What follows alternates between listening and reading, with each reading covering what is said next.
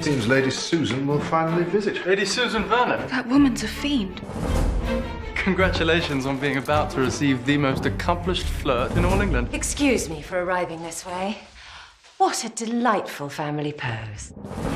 Mrs. Cross has come with me as my companion to pack and unpack. And as there's a friendship involved, I'm sure the paying of wages would be offensive to us both. My brother-in-law is very rich. In one's plight, they say, is one's opportunity. Sir James Martin. Vastly rich, rather simple. How jolly. Tiny green balls. What are they called? Peas.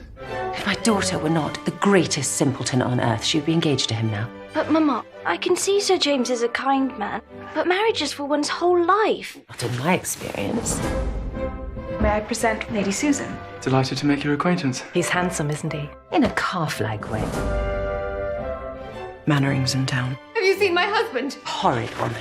Deranged. But if she were going to be jealous, she should not have married such a charming man. Does this woman always get her way? She has an uncanny understanding of men's natures. I can't help fear that Lady Susan Vernon would destroy every comfort of our lives. With pleasure. How ungentlemanly. I'm enjoying Sir James's visit to Churchill. Churchill.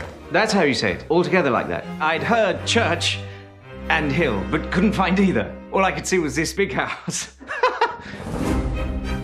You promised that you would give up all contact with this woman. What a mistake you made marrying him. Too old to be governable, too young to die.